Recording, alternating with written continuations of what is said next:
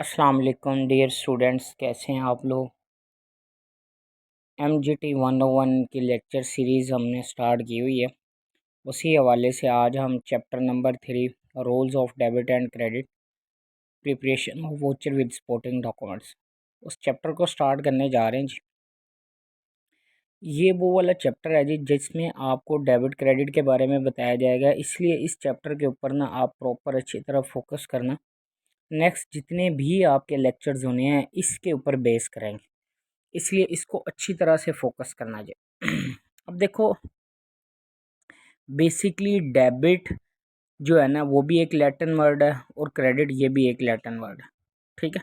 अब इसको short form में हम DR लिखते हैं डॉट, लेकिन बोलते डेबिट ही। और क्रेडिट को भी शॉर्ट फॉर्म में हम CR डॉट लिखते हैं, लेकिन बोलते क्रेडिट ही। अब देखो, जैसे इंग्लिश में जी आपके पास है जी ABCDXYZ, इसी तरह आपके उर्दू में अली बे पे, ठीक है। इस तरह काउंटिंग की भी एक लैंग्वेज है जिसको हम क्या नाम देते हैं, डेबिट या क्रेडिट। इसको थोड़ा सा समझने के लिए ना, काउंटिंग में दो सिस्टम है, एक सिंगल एंट्री सिस्टम और एक double entry system. Double entry system क्या कहता है कि हर बिजनेस ट्रांजैक्शन के मिनिमम दो चेंज होते हैं। एक चेंज का नाम डेबिट है, दूसरे चेंज का नाम क्या है, क्रेडिट है। According to double entry system every business transaction have to change. First change is debit, second change is credit. आपने पांच चीज़ें पढ़ी थी, एसेट्स, एक्सपेंसेस, लाइबिलिटीज, कैपिटल और इनकम। अब जितने भी एसेट और एक्सपेंसेस है ना, ये डेबिट ग्रुप में आ जाते हैं। फिर उसके बाद बाकी रिमेनिंग तीन चीज़ें बच जाती हैं, लाइबिलिटीज, कैपिटल और इनकम। कैपिटल या ऑनर इक्विटी एक ही बात है, ठीक है। ये क्रेडिट ग्रुप में आ जाते हैं जी आपके पास। अब अब रूल्स ऑफ डेबिट क्रेडिट क्या है कि एसेट्स और एक्सपेंसेस के बैलेंस जब इंक्रीज होंगे वो डेबिट होंगे, और एसेट और एक्सपेंसेस के बैलेंस डिक्रीज होंगे तो क्रेडिट। सेम एल्स इसी तरह लाइबिलिटीज, कैपिटल और इनकम, इनके बैलेंस इंक्रीज हों तो क्रेडिट, डिक्रीज हों तो डेबिट। अगेन रिपीट करता हूँ जी, एसेट और एक्सपेंसेस इंक्रीज हों तो डेबिट और डिक्रीज हो तो क्रेडिट। लाइबिलिटीज, कैपिटल और इनकम, इनके बैलेंस इंक्रीज हो तो क्रेडिट, डिक्रीज हो तो डेबिट। अब आपको पता होना चाहिए भाई एसेट कौन कौन से हैं। एसेट्स में आपके पास कैश है, बैंक है, डेटर अकाउंट रिसीवेबल है, फिर शॉर्ट टर्म इन्वेस्टमेंट्स है, फिर उसके बाद जो आपका स्टॉक बच जाता है क्लोजिंग स्टॉक है, फिर उसके बाद किसी भी एक्सपेंस की अगर आप एडवांस में पेमेंट कर देते हो, बिल्डिंग है, मशीनरी है, फर्नीचर है, ऑफिस इक्विपमेंट है, गुडविल है, ये सारे के सारे आपके क्या है, एसेट्स है। अब इसी तरह आपको पता होना चाहिए भाई एक्सपेंसेस क्या है, रेंट पे किया है, टेलीफोन बिल पे किया है, इलेक्ट्रिसिटी बिल पे किया है, यूटिलिटी बिल्स जितने भी है। फिर इसके अलावा कोई आपने लोन लिया उसके अगेंस्ट इंटरेस्ट पे कर रहे हो, स्टाफ जो है उनको सैलरीज पे कर रहे हो, ये सारे के सारे आपके क्या है, एक्सपेंसेस हैं। अब एसेट्स और एक्सपेंसेस पता चलिए। सेम एल्स इसी तरह लाइबिलिटीज़ में क्या है जी, जो बिजनेस ने पे करना है, क्रेडिटर्स हैं, आउटस्टैंडिंग कोई एक्सपेंस हैं, या कोई बिल्स पेएबल्स हैं, या बैंक से कोई लोन लिया हुआ है, या बैंक से एक्स्ट्रा पैसे विड्रॉ किया हुआ है, बैंक ओवरड्राफ्ट है, ये सारी की सारी आपकी क्या है, लाइबिलिटीज़ है। फिर उसके बाद कैपिटल या ऑनर इक्विटी क्या है, जो ऑनर बिजनेस में पैसा इन्वेस्ट करता है। फिर उसके बाद इनकम क्या, इनकम में आपके पास सेल्स है, कमीशन रिसीव्ड है, कोई डिस्काउंट रिसीव हुआ है, किसी जगह पे आपने डिपॉजिट करवाया हुआ था बैंक में, वहाँ से इंटरेस्ट रिसीव हुआ है, या आपने किसी कंपनी के अंदर इन्वेस्टमेंट की थी, वहाँ से इन्वेस्टमेंट के अगेंस्ट डिविडेंड रिसीव हुआ है, वो आपकी इनकम। ये सारी आपको वन बाई वन चीज़ें पता होनी चाहिए। पीछे हम अकाउंटिंग इक्वेशन में ये डिस्कस करके आए, उसकी प्रैक्टिस आपने करनी है। अगर किसी को प्रैक्टिस में इशू आ रहा है, उसके प्रैक्टिस क्वेश्चन चाहिए, वो मुझसे व्हाट्सएप वाले नंबर पर डिस्कस करके मेरे से क्वेश्चन प्रैक्टिस ले सकता है। अच्छा जी, अब हमने पढ़ना है कि जी अकाउंट क्या है। बेसिकली अकाउंट हम कहते हैं किसको है, ये समझना है। Account basically a list of all transaction relating to a person, property and income and expenses is called into account. List होती है ट्रांजैक्शन की जो रिलेट करती है किसी पर्सन से, प्रॉपर्टी से, इनकम एंड एक्सपेंसेस के, उनको हम क्या नाम देते हैं, अकाउंट। अब अकाउंट की कुछ टाइप्स हैं। एक आपके पास है जी सबसे पहले personal account. Personal account basically आपका रिलेट करता है ह्यूमन बीइंग्स का। अब उसने डेफिनेशन क्या की है, accounts which are related to the persons or institution dealing with the entity. आपका बिजनेस जो डीलिंग कर रहा है किससे, किसी पर्सन के साथ या किसी इंस्टीट्यूशन के साथ। पर्सन मीन्स के एक्स वाई जी डेटर या क्रेडिटर्स जो आते हैं आपके पास।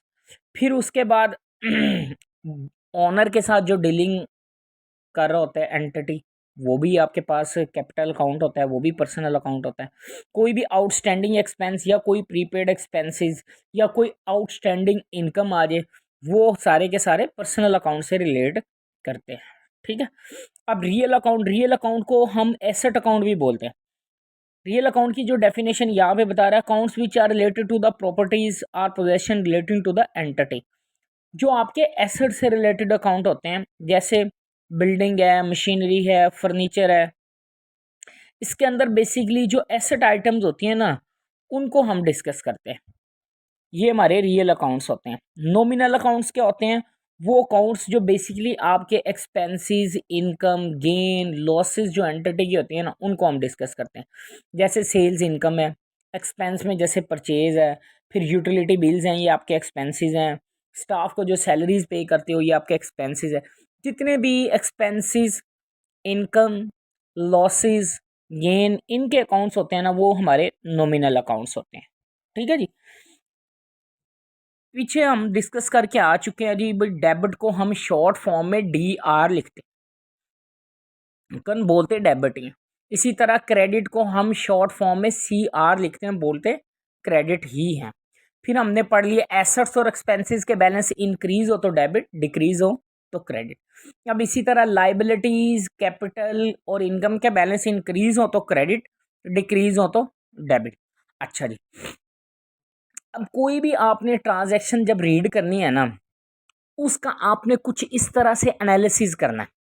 सबसे पहले कोई भी ट्रांजैक्शन आपने रीड करनी है, आपने सबसे पहले ये देखना है, according to the double entry system every business transaction have to change. Minimum आपके हर बिजनेस ट्रांजैक्शन के कितने चेंज होने हैं, 2।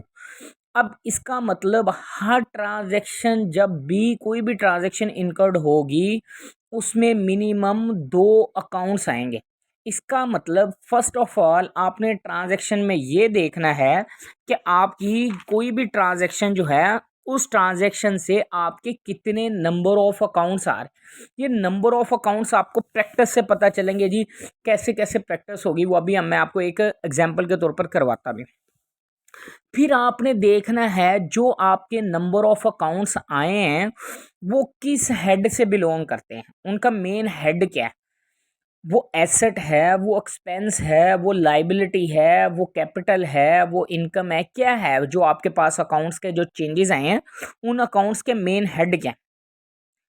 अच्छा जी, नेक्स्ट स्टेप पे आपने क्या करना है, देखना है कि इसकी वजह से आपके बिजनेस में इस अकाउंट का बैलेंस इंक्रीज हुआ है या डिक्रीज हुआ है।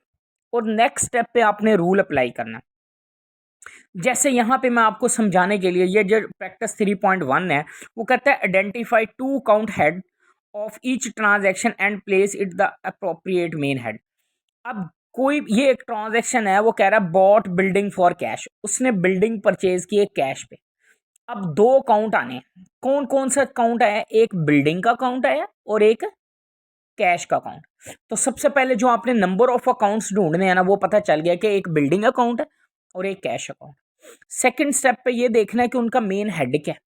मेन हेड भी भाई बिल्डिंग क्या है आपका, एसेट है, लाइबिलिटी है, कैपिटल है, इनकम है, एक्सपेंस है, क्या है, बिल्डिंग एसेट है। तो पता चल गया कि भाई जो पहला अकाउंट है वो मेन हेड उसका कौन सा एसेट है। दूसरा चेंज कौन सा आया भाई, बिल्डिंग जब परचेज की कैश पे, दूसरा चेंज आया कैश। अब कैश में का मेन हेड क्या है, कैश का मेन हेड देखना है कि भाई एसेट है, लाइबिलिटी है, इनकम है, एक्सपेंस है, क्या है, कैश भी एसेट है। अब ये देखना है कि इनका बैलेंस इंक्रीज हुआ या डिक्रीज हुआ। अब बिल्डिंग जब परचेज की तो बिजनेस में, एंटिटी में बिल्डिंग वाला एसेट इंक्रीज हो गया और कैश वाला एसेट डिक्रीज हो गया। अब बिल्डिंग वाला एसेट इंक्रीज हो रहा है, कैश वाला एसेट डिक्रीज हो रहा है। अब नेक्स्ट हमने रूल अप्लाई करना है। रूल क्या अप्लाई करना है, रूल ये है कि बिल्डिंग एसेट है, रूल्स ऑफ डेबिट क्रेडिट में देखो, एसेट इंक्रीज हो तो क्या होता है, डेबिट। तो देख लो, बिल्डिंग एसेट है, एसेट इंक्रीज हो गया डेबिट, तो इसका मतलब बिल्डिंग अकाउंट डेबिट हो गया। कैश एसेट है, तो कैश अकाउंट वाला एसेट क्या हो रहा है, डिक्रीज हो रहा है। तो रूल्स ऑफ डेबिट क्रेडिट में देखो, एसेट डिक्रीज हो तो वो क्या होता है, क्रेडिट होता है। तो बिल्डिंग वाला एसेट इंक्रीज होकर डेबिट हो गया और कैश वाला एसेट डिक्रीज होके क्रेडिट हो गया। ये इस तरह एनालिसिस करना है। लेकिन जस्ट ये जो प्रैक्टिस 3.1 है ना, ये बेसिकली इससे रिलेटेड नहीं है। ये बस ये पूछ रहा है कि आपने कोई ट्रांजैक्शन रीड किया है, उसमें ये बताओ कि कौन कौन से नंबर ऑफ अकाउंट्स में चेंजेस आ। ट्रांजैक्शन नंबर 2 में वो कह रहा है paid salary to staff in cash, salary pay किया स्टाफ को, एक चेंज आया सैलरीज में और एक कैश। नेक्स्ट स्टेप पे ट्रांजैक्शन नंबर 3 में कह रहा है goods sold on credit to Dar brothers. भाई गुड्स सेल्स की हैं डार ब्रदर्स को, पार्टी का नेम है, डार ब्रदर्स से पैसे रिसीव करने हैं, ये हमारा डेटर है, अकाउंट रिसीवेबल है। वो क्या कह रहा है कि ये क्रेडिटर है। तो भाई क्रेडिटर तो वो होते हैं ना जिनको हमने पे करना है, ये तो पे क्रेडिटर नहीं हो सकता। सेल्स है, सेल्स क्या है, इनकम है। दूसरा कैश, कैश तो मैं रिसीव नहीं हुआ। डी क्या ऑप्शन है, डेटर। एक डेटर का चेंज है और एक सेल में है। डेटर क्यों है भाई, डेटर उससे पैसे रिसीव करने हैं, क्रेडिट पे चीजें सेल्स की। ट्रांजैक्शन नंबर 4 में कह रहा है cash introduce by the owner as capital. ये पीछे हम अकाउंटिंग इक्वेशन वाले टॉपिक में पढ़ के आए ये सारी चीजें। Cash introduce by the owner as capital, owner ने भाई कैश इंट्रोड्यूस करवाया, तो भाई ओनर जो पैसा इन्वेस्ट करता है उसे हम क्या नाम देते हैं, कैपिटल। एंटिटी में क्या चेंज आया, इन्वेस्टमेंट तो आ नहीं सकती, कैश, कैश वाला एसेट इंक्रीज हुआ और एक बिजनेस में ओनर पैसा इन्वेस्ट करता है तो वो क्या कहलाता है, कैपिटल। तो कैपिटल में चेंज आया। कमीशन रिसीव्ड इन कैश, एक चेंज आया कैश में और एक कमीशन रिसीव्ड। ये प्रैक्टिस से आने आपको। कमीशन रिसीव्ड इनकम होती है और कैश एसेट होता है। परचेज गुड्स फॉर कैश, किसमें चेंज आया, परचेजेस में, एक चेंज आया कैश में। ठीक है जी। स्टॉक में आ नहीं सकता, गुड्स हम लिखते नहीं है, क्यों, क्योंकि वो आगे आप जाके पढ़ोगे अभी कि जब भी गुड्स परचेज करें हमने परचेजेस रिकॉर्ड करना है, क्योंकि उसको हमने एक्सपेंस रिकॉर्ड करना। क्यों, क्योंकि जब हम गुड्स सेल करते हैं तो हम गुड्स वाला ऐसे डिक्रीज नहीं करना, हमने सेल्स को इनकम रिकॉर्ड करना है, ताकि हम इनकम और एक्सपेंसेस को कंपेयर करके प्रॉफिट या लॉस मालूम करें। वो आगे जाके देखेंगे। अब जो नेक्स्ट स्टेप पे क्या कह रहा है, ट्रांजैक्शन नंबर 7 में कह रहा है cash withdrew bye the owner for personal use. भाई ओनर ने पर्सनल यूज के लिए कैश विड्रॉ किया। भाई जब ओनर बिजनेस में पैसा इन्वेस्ट करता है उसे हम क्या नाम देते हैं, कैपिटल।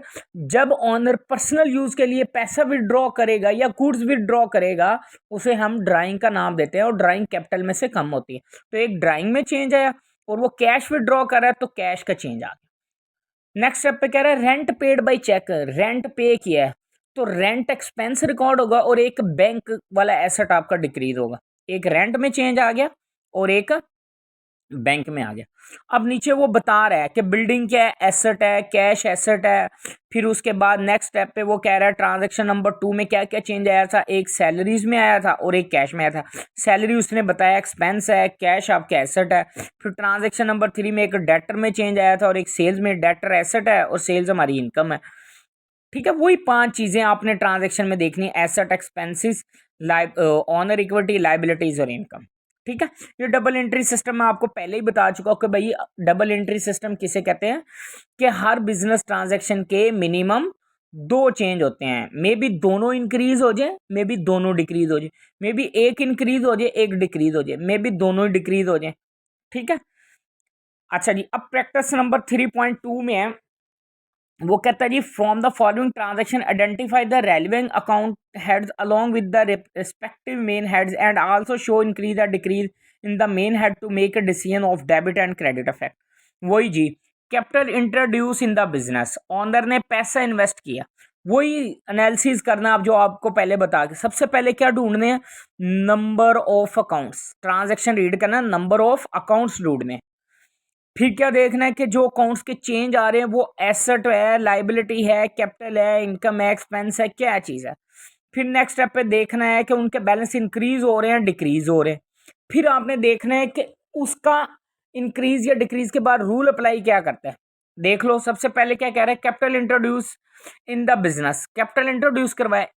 तो भाई ओनर जब पैसा इन्वेस्ट करता है बिजनेस में, एक चेंज आता है कैश में और एक कैपिटल में। कैश क्या है, एसेट है। कैपिटल क्या है, कैपिटल ही है या ओनर इक्विटी है। जब उसने बिजनेस में पैसा इन्वेस्ट किया तो बिजनेस में कैश का बैलेंस इंक्रीज हुआ और बिजनेस में सर जी उसने पैसा लगाया उसका तो पैसा कम हुआ। नहीं नहीं भाई, हम ये देख रहे हैं कि बिजनेस के अंदर पैसा कम या ज्यादा हुआ, उसके पॉकेट में पैसा कम या ज्यादा हो रहा है, उसको हमने नहीं देखना। हम अकाउंटेंट हैं बिजनेस में, हमने बिजनेस के पॉइंट ऑफ व्यू से देखना है बिजनेस में पैसा कम या ज्यादा हो रहा है, चाहे वो ओनर से आ रहा है चाहे आउटसाइडर से आ रहा है। भाई ओनर से कैश रिसीव हुआ तो कैश वाला एसेट इंक्रीज हुआ, एसेट इंक्रीज हो रहा है, रूल अप्लाई करो, एसेट इंक्रीज हो रहा है तो क्या हो जाएगा, डेबिट। कैपिटल ऑनर इक्विटी है, ऑनर इक्विटी का बैलेंस भी इंक्रीज हो रहा है, तो बेटा कैपिटल या ऑनर इक्विटी इंक्रीज हो तो हम रूल्स ऑफ डेबिट क्रेडिट पढ़ के आए, तो वो भी इंक्रीज हो तो क्या होता है, क्रेडिट होता है। Purchase furniture for cash, furniture purchase किया, फर्नीचर एसेट है तो कैश भी एसेट है। जब फर्नीचर परचेज किया तो फर्नीचर वाला एसेट इंक्रीज हुआ है, कैश वाला एसेट क्या हुआ है, डिक्रीज हुआ। फर्नीचर एसेट है, एसेट इंक्रीज हो रहा है तो आप रूल्स अप्लाई करो, फर्नीचर एसेट इंक्रीज हो तो डेबिट, कैश वाला एसेट कम हो रहा है, कैश एसेट है, एसेट डिक्रीज हो तो क्रेडिट। तो फर्नीचर वाला एसेट इंक्रीज होके डेबिट हो गया और कैश वाला एसेट डिक्रीज होके क्या हो गया, क्रेडिट हो गया। Purchase goods for cash, goods purchase किया, एक चेंज आया परचेजेस में और एक कैश में।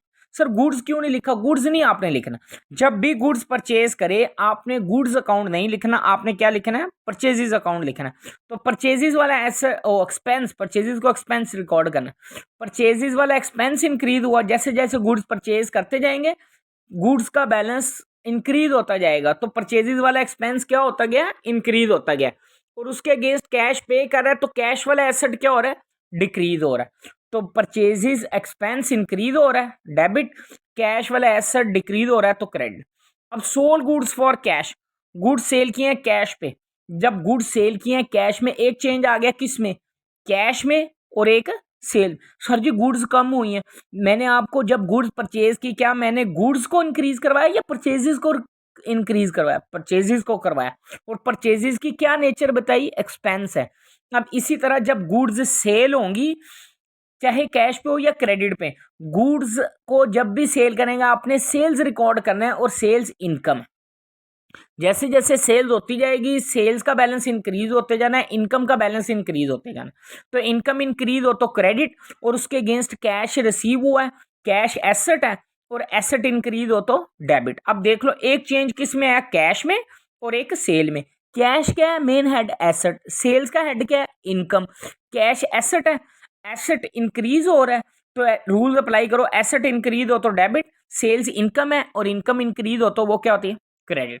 अब नेक्स्ट करो rent paid in cash, rent pay किया, भाई रेंट क्या है, एक्सपेंस है, और एक्सपेंस जैसे जैसे रेंट पे करता जाएगा एक्सपेंसेस का बैलेंस क्या होते जाना है, इंक्रीज होते जाना है। और expense rules of debit credit में देखो एक्सपेंस इंक्रीज होता है वो क्या होता है, डेबिट होता है। और उसके अगेंस्ट कैश पे किया, कैश क्या है, एसेट है, तो जब कैश पे किया तो कैश का बैलेंस डिक्रीज हुआ, एसेट का बैलेंस डिक्रीज हुआ, तो रूल्स ऑफ डेबिट क्रेडिट में देखो एसेट डिक्रीज हो तो क्रेडिट। पहले डेबिट चेंज देते हैं बाद में क्रेडिट चेंज देखते हैं, इसलिए मैं इस सीक्वेंस से अभी से करवा रहा हूँ, पहले डेबिट चेंज बता रहा हूँ बाद में क्रेडिट चेंज बता रहा हूँ। आगे कह रहा है owner withdrew cash for personal use, owner ने पर्सनल यूज के लिए पैसा विड्रॉ किया। भाई ऑनर पर्सनल यूज के लिए पैसा विड्रॉ करे, एक चेंज आता है ड्राइंग में, जब ऑनर पर्सनल यूज के लिए पैसा विड्रॉ करे उसे हम क्या नाम देते हैं, ड्राइंग। एक ड्राइंग में चेंज है और एक कैश में चेंज है। अब ड्राइंग क्या है, ड्राइंग की भाई नेचर ऑनर इक्विटी है कि ये ऑनर इक्विटी का बैलेंस डिक्रीज होगा, तो बेटा कैपिटल का बैलेंस डिक्रीज हो तो वो क्या होता है, डेबिट होता है। और उसके अगेंस्ट कैश आउट हुआ है, कैश एसेट है, एसेट का बैलेंस कम हो रहा है, तो रूल्स ऑफ डेबिट क्रेडिट में देखो कैश एसेट है, एसेट डिक्रीज हो तो वो क्या होगा, क्रेडिट होगा। आगे कह रहे हैं सैलरीज पेड इन कैश, जैसे रेंट पे किया था ऐसे सैलरीज पे किया है। सैलरीज क्या है, एक्सपेंस है, तो भाई एक्सपेंस इंक्रीज हो रहा है ना, एक्सपेंस इंक्रीज हो तो रूल्स ऑफ डेबिट क्रेडिट में देख लो एक्सपेंस इंक्रीज हो तो वो डेबिट है। और उसके अगेंस्ट कैश पे कर रहा है, कैश किस हेड से बिलोंग करता है, एसेट से, तो एसेट का बैलेंस कम हो रहा है, क्यों, जब सैलरी पे की तो भाई कैश कम ही होना है ना, कैश एसेट है और एसेट का बैलेंस कम हो रहा है, तो रूल्स ऑफ डेबिट क्रेडिट में देखो एसेट कम हो तो वो क्रेडिट। अब डेबिट क्या हो गया, सैलरीज अकाउंट, क्रेडिट क्या हो गया, कैश अकाउंट।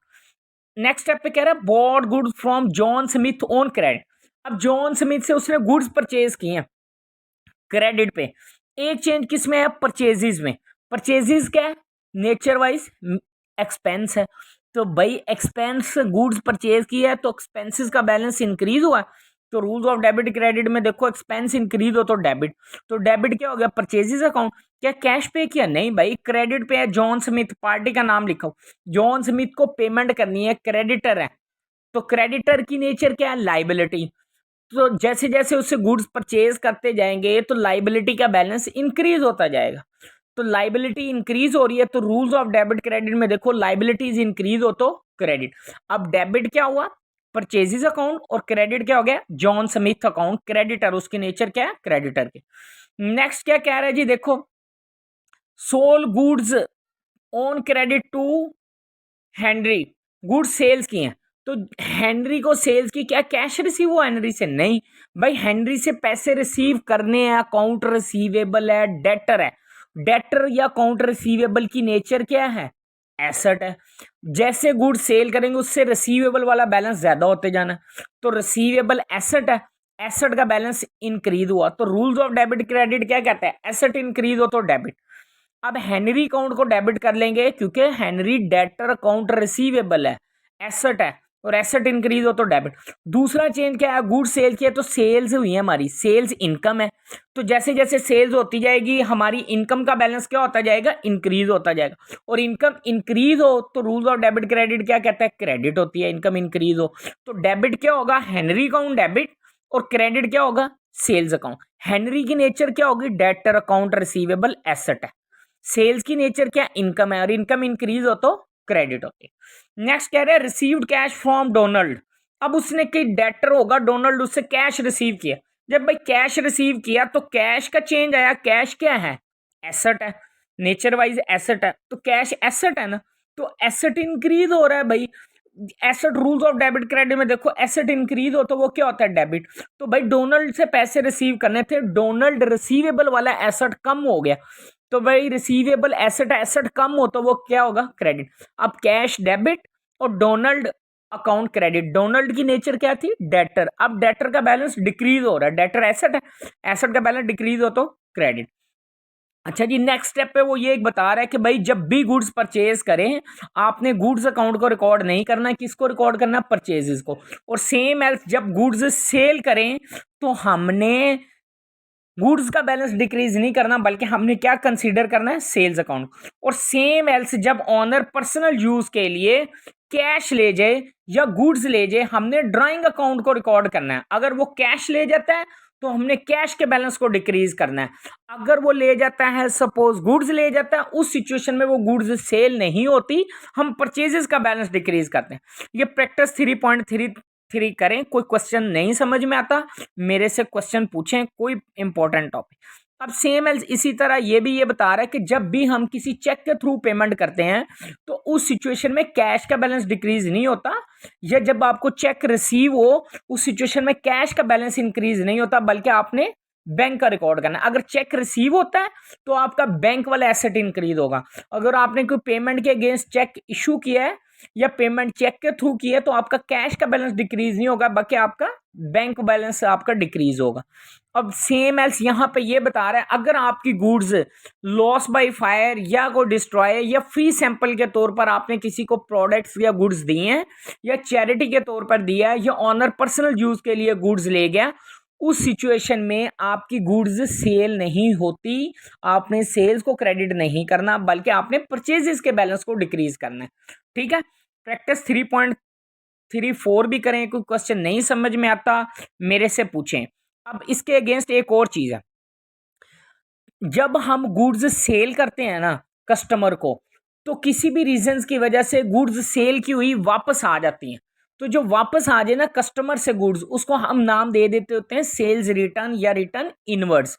जो गुड्स कस्टमर से वापस आए उन्हें हम क्या नाम देते हैं, सेल्स रिटर्न या रिटर्न इनवर्ड। उस सिचुएशन में हम ये नहीं करते कि हम अपनी सेल्स को डेबिट कर दें, नहीं, बल्कि हम अपनी सेल्स रिटर्न या रिटर्न इनवर्ड को डेबिट कर लेंगे, क्योंकि हमारी सेल्स का बैलेंस कम हुआ, उसको हम नाम दे देंगे सेल्स रिटर्न या रिटर्न इनवर्ड। तो जितने कस्टमर से पैसे रिसीव करने होंगे उतने के साथ डेटर का बैलेंस डिक्रीज हो जाएगा।